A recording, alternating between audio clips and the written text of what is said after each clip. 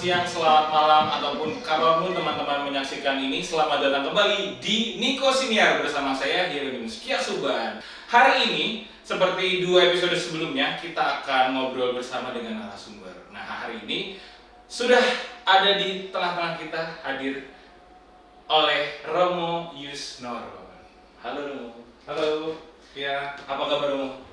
Baik, puji Tuhan. Terima Terima kasih. Baik, Romo di Paroki Santo Nikodemus ini udah berapa tahun? 9 tahun kurang 1 bulan. Wah, udah lama sekali Mo ya. Iya. Mantap nih kalau Terlalu lama sudah sih. terlalu lama. Kalau kata Kunto Aji sudah terlalu lama sendiri di situ. Sendiri. Iya.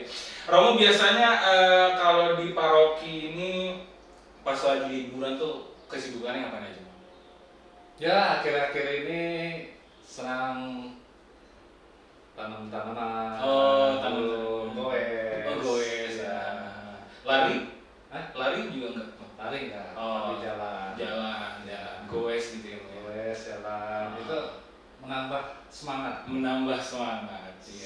Segar. Biasanya pagi-pagi Mo? Pagi. Pagi. Atau kadang-kadang juga sore, tapi sore sudah lama tidak Enggak goes lagi, tapi sekarang pagi. Oh gitu, pagi. Ya, Paginya jam setengah 6? jam 6. Jam 6. Terus itu adalah goes gocakan. Goes gocapan tuh gimana? Goes cari sarapan. Oh gitu. Iya. Goes cari sarapan. Ya. Teman-teman muda dapat lagi ya singkatan baru gocap. Goes cari sarapan. Gocakan. Gocapan. Oke, selain goes, Romo biasanya ngapain aja? Mungkin hiburannya tuh nonton Hiburan, film kah? nonton olahraga, biasanya badminton, Badminton. sepak bola Liverpool. Oh gitu, Liverpool. Ya, favorite Liverpool. Ya, Ya, maaf itu nih. adalah klub yang paling melegenda. Gitu. Ya sih, Menurut saya. bener sih. Saya juga sebagai fans MU mau. Tapi itu ya teman-teman ya. Di samping Romo Yus adalah Romo kepala paroki kita, ada loh sisi lain dari Romo Yus yang demen hobi olahraga juga, demen sepak bola ya Mo ya. Dulu saya suka badminton, Dan badminton. tapi dipensiunkan oleh penyakit. Waduh, Itu yang penyakit. merasa Down. down. Iya. Ya, tetapi akhirnya saya menyadari bahwa itu olahraga badminton high impact itu tidak membuat saya lebih sehat. Oh gitu. Malah sebaliknya atau Malah sebaliknya Aduh, gitu. membuat saya sakit. Makanya sekarang Sekarang beralih ke goes, goes. baru juga jalan pagi. Ya, yang ringan gitu ya, Mo, ya. Ringan, Tapi tetap itu bergerak. membuat akhirnya pulih kembali. Oh gitu. Ya. Oke. Jadi selama mungkin ada waktu luang dan untuk mengisi biar bisa tetap semangat, caranya adalah dengan olahraga. Olahraga. Betul, oke. Nah, untuk itu teman-teman tenang ya, ini kita nggak bakal ngomongin bola terus atau hobinya Romo Yus terus, karena kita hari ini mau ngomongin tentang tema pelayanan. Nah, karena Romo ini kan adalah pelayan umat ya, imam yang ditabiskan gitu ya. Mungkin boleh kita mulai dulu mungkin Romo. Pertama Romo atau alasannya Romo berangkat, bukan gimana ya, jadi bingung saya ini. Ada pressure teman-teman. Kalau salah nanya nanti takut gimana gitu. Mungkin semangatnya Romo untuk pelayanan tuh berangkatnya dari mana atau dari kapan gitu Romo, boleh cerita? Iya, saya memulai pelayanan ini pertama-tama adalah karena cita-cita, Oke. tujuan menjadi seorang imam yang dekat dengan umat, yang diharapkan juga semakin mampu merasakan bagaimana umat Oke. hidup maupun juga di dalam kehidupan beriman. Dari situ saya berangkat, kemudian saya merasakan bahwa memang saya ditabiskan bukan untuk diri saya sendiri, Oke. tetapi saya ditabiskan untuk menjadi penerus bagaimana Yesus Kristus telah memberikan pelayanan itu. Maka di dalam konteks kehidupan sekarang itu saya juga mau ikut serta di dalam pelayanan Yesus. Oke. Maka konteksnya adalah pelayanan itu tidak hanya sekedar saya suka. Iya. Oke. Yang kedua, tidak hanya sekedar saya ada waktu. Yang ketiga, sebetulnya lebih konteks lagi adalah tidak hanya dengan orang segmen tertentu. Jadi ini adalah semua. Dan itulah yang membuat akhirnya saya merasa bahwa pelayanan itu ternyata tidak mudah seperti yang saya bayangkan dahulu ketika saya mau jadi pastor. Awalnya ngebayanginnya kayak gimana? Awalnya itu menjadi pastor, nanti pelayanan itu sederhana, gampang. Okay. Saya bertemu dengan umat merasa senang, gembira, selesai. Tapi ternyata di situ tidak. Ya. Pertama-tama adalah semangat, bagaimana saya membangun semangat itu. Nah, konteksnya adalah bagaimana kitab suci memberikan inspirasi. Dari kitab suci. Ya, inspirasinya adalah Yesus yang melayani. Bagaimana Yesus yang melayani? Ternyata dia tidak hanya sekedar saya memberikan pelayanan itu, tapi dia mencoba untuk memberikan satu harapan bahwa ketika saya melayani, Anda juga merespon akan pelayanan itu. Ada respon, artinya apa? Pelayanan ini tidak hanya sekedar saya nikmati sendiri, tetapi saya juga mendapatkan respons dari umat, yaitu umat senang, sukacita, dan bahagia. Iya, betul. Ya, seperti itu. Nah, kalau tidak terjadi, itulah yang disebut tantangan. Oh, gitu. Ya, tantangannya adalah bagaimana membuat umat penuh sukacita. Jadi pertama-tama pakai akal budi, yang kedua pakai hati, ya, tiga pakai iman. Tiga hal itu ya, Pak. Tiga hal itu harus menjadi penting di dalam pelayanan. Pelayanan yang hanya menurut pikiran saya ternyata tidak cocok sama umat, percuma. Pelayanan yang hanya berdasarkan hati saya, ya, hati saya senang, ternyata umat tidak senang, ya susah juga. Lalu dalam konteks hidup beriman menjadi salah satu cara yang paling klop-klak, boleh dikatakan. Dia beriman, ya, saya beriman. Maka pelayanan itu harus terjadi antara dia beriman, saya beriman. Ada relasinya, ada hubungan ikatan ya. Kalau dia hanya memakai pikiran, maka lalu yang terjadi tidak akan nyambung. Konteks iman artinya begini.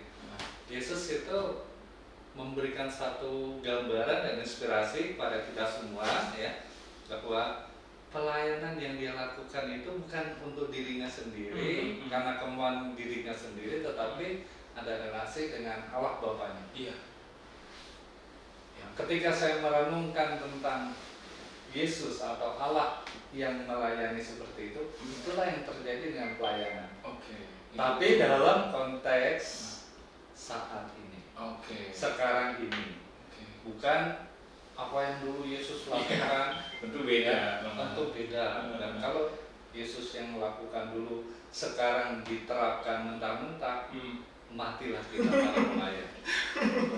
Karena Harus konteksnya beda. bukan, harus ini, harus itu, harus ini dan sebagainya. Itu tidak bisa karena kita memiliki ciri khas. Kekhasan kita apa? Ya, beda. Romo Patrick bisa bernyanyi, sulap. Saya enggak. Saya bisa bernyanyi tapi bapak kami doang. Nah, itu Saya juga mau. itu susah. Jadi Kita tidak bisa mengatakan, ya ini ada ciri khasnya sendiri. Maka itu yang harus kita bawa di dalam pelayanan.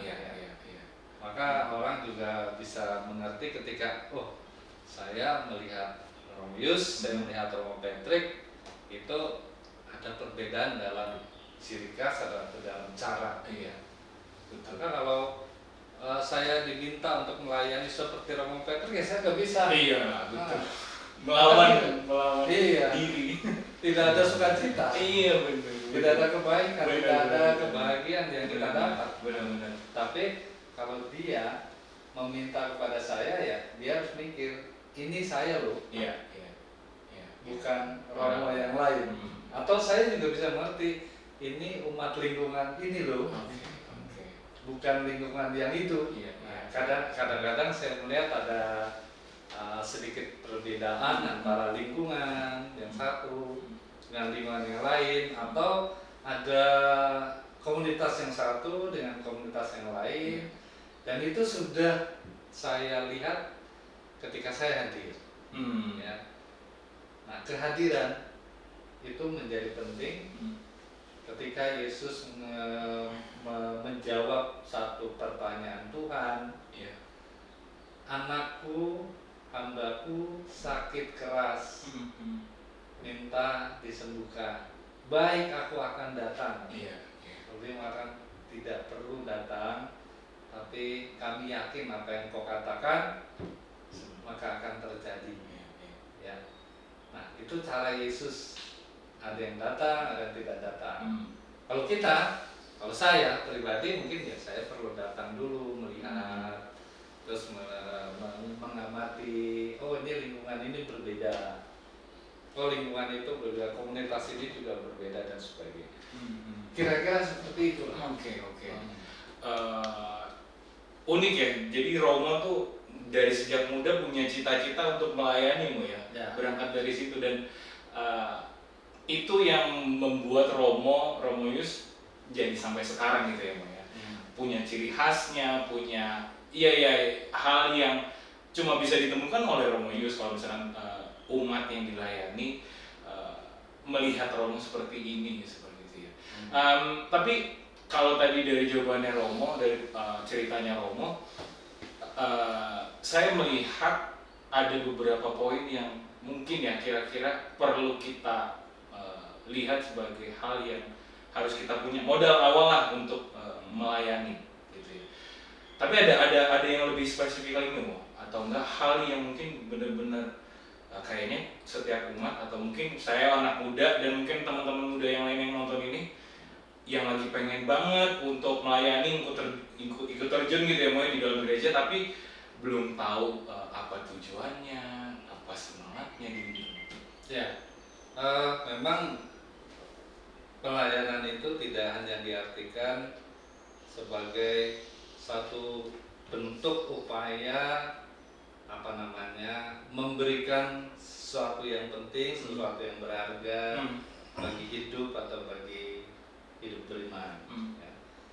Tapi pelayanan itu artinya juga bagaimana orang bisa hadir bersama, bisa berjumpa, ada semangat perjumpaan, ya, pertemuan sama, dan juga ada semangat untuk saling berbagi. Saling berbagi. Artinya begini, kalau orang datang hanya sekedar datang, ya betul lah, bisa. Ya. Semua orang bisa. Betul. Tetapi itu kan hanya hal-hal yang normatif saja. Ya. Artinya begini, saya diundang datang. Karena diundang. Ya, terus saya mau buat apa? Iya. Ya, kalau tidak punya niat, punya keinginan untuk hadir dan perjumpaan, lalu tidak pernah akan terjadi. Maka di sini ada perjumpaan, ya, karena ada kehadiran. Nah, lalu memang mau berbagi. Nah, tiga hal ini saya kira pada diri orang muda menjadi penting, karena bagaimanapun juga kalau orang muda hanya berpikir tentang pelayanan itu adalah memberikan segala sesuatu, ya tidak cukup. Nggak akan cukup, karena bukan itu saja, tetapi yang lebih penting adalah orang muda juga hadir. Orang muda juga berbagi, entah kisah, entah pengalaman dia, ataupun juga hal-hal yang dia miliki sebagai ciri khas hidupnya. Ya, misalnya orang muda Katolik, gitu. Nah, dia mau melayani bagaimana? Apakah dia harus menjadi pengurus? Enggak juga. Betul. Kalau dia hanya jadi pengurus, lah jadi pengurusnya tok. Nanti yang akan melayani yang lain merasa aku dilayani dong, nggak bisa. suami dan istri Mm-mm. ya saling melayani. Mm. Tetapi kalau suami mau melayani istri dia mau kan susah juga. Iya benar, di situ Atau aja. sebaliknya. Akan kerepotan sendiri nanti Repotan. Jadi kita saling berbagi Betul. karena ada perjumpaan, ada kehadiran, dan juga ada niat awalnya itu ya seperti itu.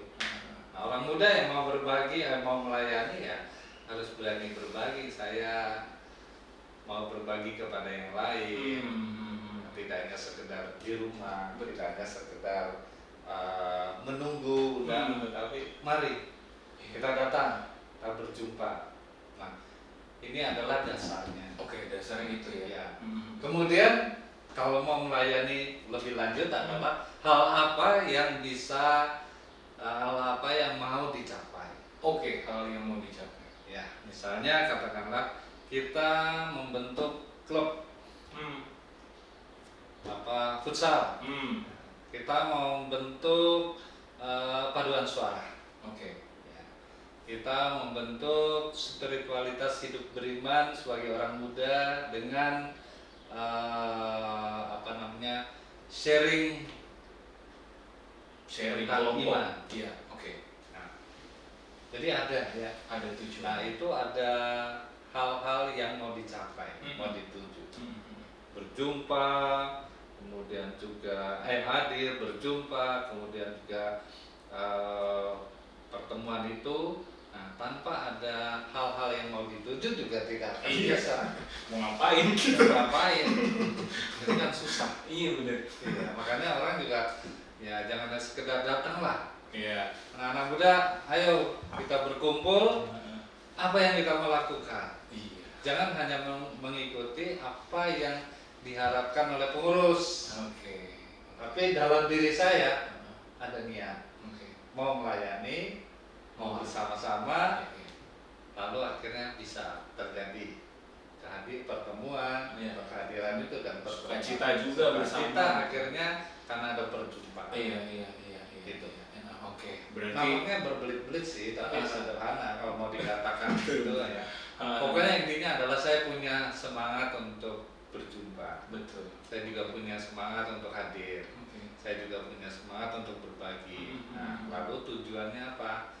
Mari kita ini ada. Dibicarakan bersama. Dibicarakan bersama itu pelayanan. Oke. Ya. Oke. Bukan maunya sendiri Iya, si iya. pengurus, Oke. bukan maunya sendiri yang dilayani, Betul. tapi bersama-sama. Iya. Nah, yang menarik ketika kita sudah mau nih ada niatan untuk berjumpa, untuk saling melayani. Tapi apa ya? Dari pengalaman saya sendiri, Romo, ini mungkin sedikit curcol. Ada hal-hal yang memang pengen dituju, tapi itu tuh masih kayak ada apa ya? Parameter atau standar yang mungkin dimiliki sama umat-umat yang terdahulu atau dari gereja tertentu yang lo kalau mau melayani atau mau ngasih itu ya yang kayak gini bentuknya. Tapi ya itu yang membuat kadang kalau dari saya sendiri suka minder apa yang udah saya berikan itu cukup atau enggak. Gitu. Maksudnya semangat yang tadinya udah ada tapi kadang-kala suka jadi mungkin memudar atau enggak jadi insecure gitu ya bahasa sekarang dengan adanya standar-standar lu kalau mau harus melayani gini. Menurut Romo kayak gimana? Iya, awal-awalnya saya juga seperti itu. Artinya pelayanan itu harus disertai dengan ada kemampuan ini, ada kemampuan itu. Iya, ada kompetensi lah. Iya, sementara saya sendiri tidak memiliki apa-apa. Saya mah apa tuh gitu. Maaf, saya nggak punya apa-apa. Iya. Saya olahraga juga nggak bisa. Kitab suci baca malu, Itu. nyanyi apalagi suara fals dan sebagainya. Lalu apa yang bisa saya lakukan dengan diri saya kemampuan yang minim itu? Iya benar mau itu. Ya pertama-tama tentu adalah keyakinan bahwa saya dibimbing oleh Roh Allah. Dan yang kedua adalah keyakinan bahwa di dalam perjumpaan itu selalu ada hal yang menggembirakan, membahagiakan. Ya. Tapi jangan lupa memang ada sarana. Sarana itu penting, tapi bukan menjadi utama. Iya. Nah itu tantangannya adalah sarana. Oke. Itu menjadi tantangan berat bagi orang muda. Sarana, misalnya ya contoh ya, nggak ada tempat untuk ngobrol, nggak ada makanan, ya, nggak ada yang mendampingi, atau nggak ada orang-orang yang bisa membawa kita bersama bersatu. Iya, iya. Nah, jadi hal-hal itu adalah sarana sebetulnya. Tetapi sarana walaupun penting, tapi jangan dijadikan sebagai kambing hitam. Iya. Saya tidak mau berkumpul, Iya. saya tidak mau hadir, saya tidak mau berjumpa. Males ada. Males ah. Gitu. Di situ cuma ada Wandi, Iya. Alex, Will, apalagi. Ya. Disebut semua krunya. Disebut semua. Iya. Ya, cuma itu doang.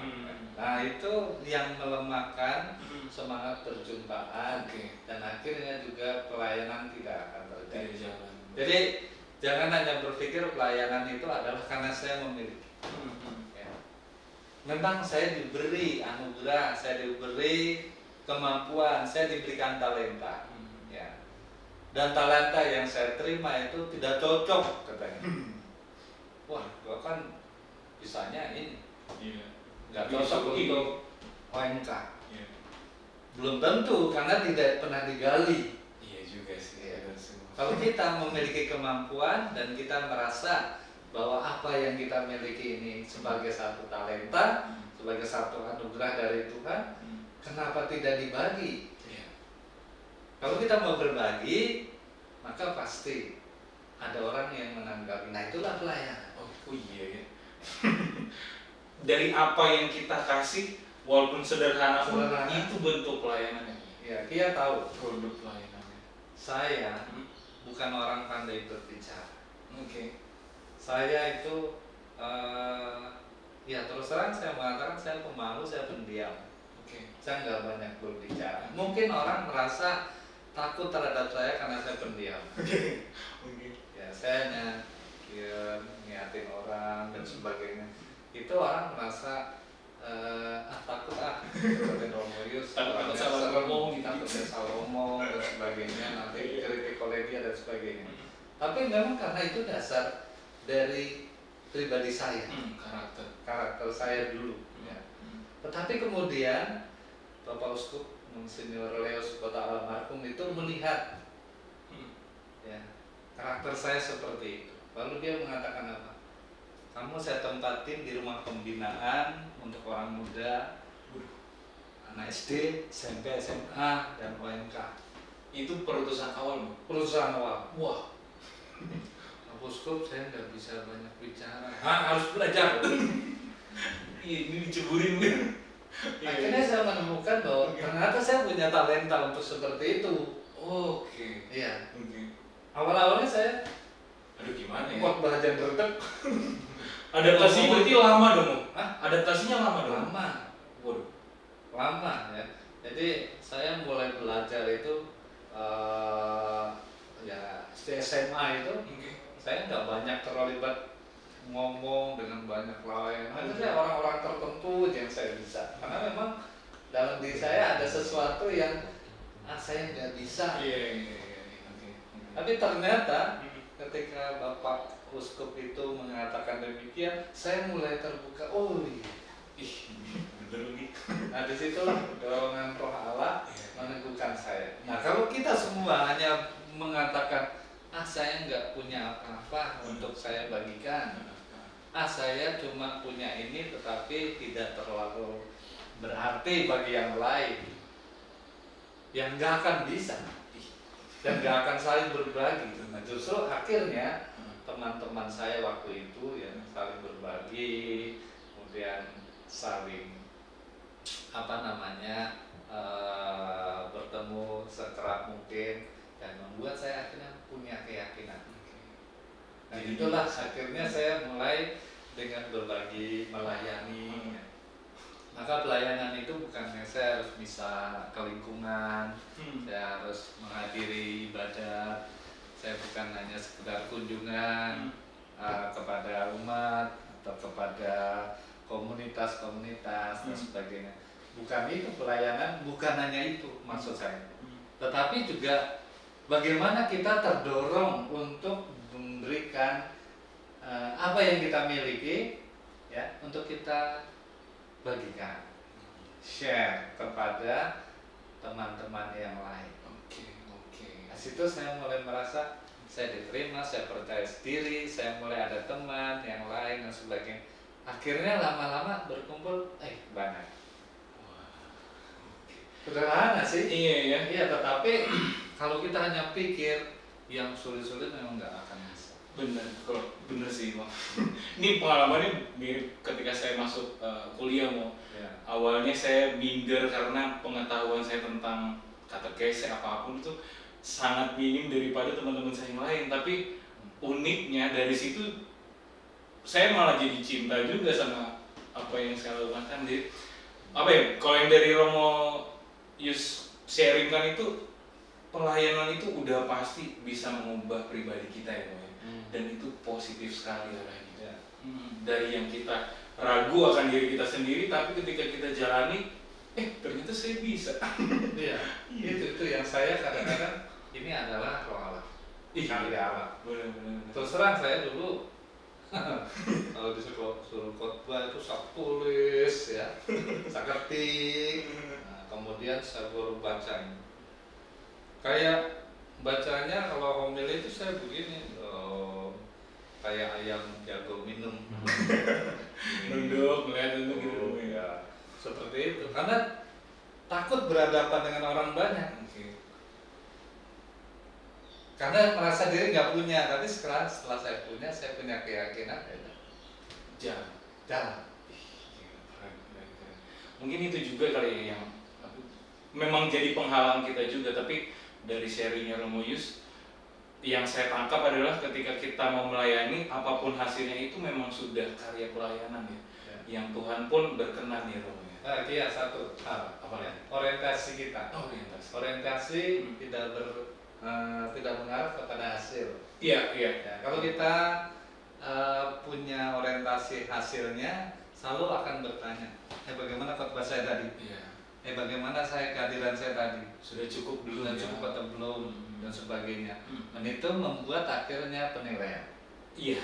Kalau orang menilai saya buruk, saya dijauhi dari Mas, saya nggak mampu, nggak usah aja. Jangan berorientasi pada hasil, tetapi orientasilah bagaimana kita berjumpa, bagaimana kita berbagi, bagaimana kita bersama-sama mengalami kebahagiaan itu. Nah, kebahagiaan menjadi sangat penting karena kalau saya bahagia saya akan hadir terus. Mana ada kelompok OMK yang saat berkumpul lalu merasa semua tidak bahagia, tidak akan terbentuk. Ya. Harus ada bahagia supaya kita di situ bersama. Jadi nggak apa-apa ya Mo ya. Nggak apa-apa. Hasilnya apapun yang udah kita coba, itu tetap suatu produk pelayanan. Ya. Awalnya terus jelek. Betul. Lama-lama bisa jadi evaluasi baik. Saya masih ingat ya. Gimana? Begini cerita Bapak Uskup dari foto waktu itu. Istri saya masih muda.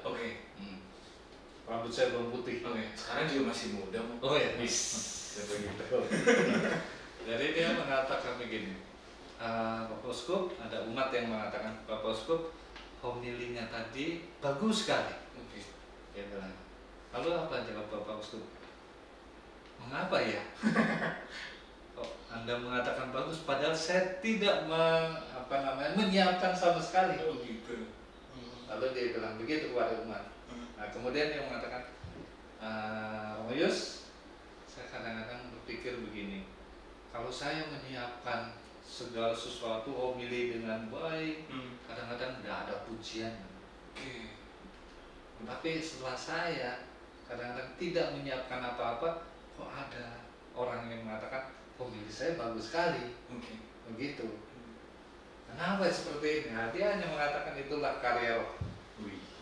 Ya. Jadi satu saat memang kita tidak mampu berbuat apa-apa. Tapi jangan takut bahwa ada sesuatu yang membuat kita yakin, buat kita kuat, buat kita mampu. Nah, keyakinan itulah yang akhirnya membuat orang yakin bahwa setiap pelayanan itu tidak mungkin tidak didorong oleh Roh Allah. Akhirnya karena dorongan Roh Allah itulah kita tidak mengharapkan hasil dari penilaian itu nanti baik 10, 9 ya. Tetapi yang kita capai adalah mereka bahagia. Itu bahagia aja cukup. Bahagianya tambah lagi nanti. Iya, betul. Jadi standarnya diturunin, ekspektasinya juga mungkin boleh jangan terlalu keras terhadap diri sendiri ketika mau melayani ya. Supaya kita pun enggak ragu-ragu untuk melangkah melayani, karena kalau misalkan kita udah ragu-ragu mungkin kedepannya juga akan ragu-ragu terus. Tapi ketika kita mau berani untuk melangkah melayani, nah di situ udah Roh Allah yang membimbing kita terus ya. Ya, saya berkali-kali pindah paroki. Iya. Jadi apa yang saya rasakan ketika saya pindah, saya harus menyesuaikan lagi dengan orang adaptasi baru. lagi. Adaptasi lagi dengan orang baru. Itu tidak mudah. Ya. Juga kalau kita berkumpul dengan orang-orang yang baru, itu tidak mudah. Tapi kalau kita punya keyakinan bahwa kita bukan mau memberikan yang paling baik, yang hebat-hebat dan sebagainya, tetapi kalau kita berani bersama-sama berkumpul, ada saja hal-hal yang akan menjadikan kita baik. Jadi jangan dilihat buruknya saja, tetapi ada sesuatu yang baik, itulah yang berguna, itulah yang saya manfaatkan untuk kesempatan berikutnya. Kalau tidak memiliki apa-apa, saya yakin tidak begitu. Pasti setiap orang diberikan sesuatu yang berharga dari Tuhan. Hanya kita kadang-kadang kurang merenungkan bahwa apapun yang saya terima dari Allah itu pasti akan membuat saya yakin orang akan menemukan kebahagiaan dengan apa yang saya berikan. Ya. Kalau mereka tidak bahagia, itu bukan karena salah kita, tetapi mungkin pada saat itu ada pengalaman-pengalaman yang sama sekali tidak mampu untuk menerima apa yang kita lakukan. Ya. Entah ya pusing, capek, pekerjaan lagi tidak baik, keluarga lagi relasinya jadi kurang baik, dan semuanya itu kan jadi sulit. Bagaimanapun juga, bagaimana saya bisa membereskan itu? Jangan mengharapkan hasil, tetapi saya yakin kehadiran kita bisa mengubah. Pasti. Bukannya seorang romo, tapi setiap manusia, karena Tuhan pasti telah memberikan kepada kita anugerah atau talenta yang berharga. Itu yang buat saya merasa jangan takut kita sebagai bagi orang muda karena kita tidak memiliki apa-apa. Betul. Oke. Ini kalau mungkin bisa dirangkum ya apa yang udah kita omongin dengan satu quote. Ini quote-nya Mother Teresa, yang semua orang itu nggak bisa melakukan hal-hal besar, tapi semua orang bisa melakukan hal-hal sederhana dengan cinta yang besar. Nah, persis yang mau ya. Dari apa yang Romo alami. Ya, Ibu Teresa tidak mengharapkan hasil, betul. Tapi mengharapkan anak yang dibawa, diambil oleh masyarakat yang bersampah, akhirnya dia menjadi bahagia. Ibu Teresa bahagia sekali ketika akhirnya dia bisa tertawa, bisa tersenyum, bisa memiliki pakaian baru dan sebagainya.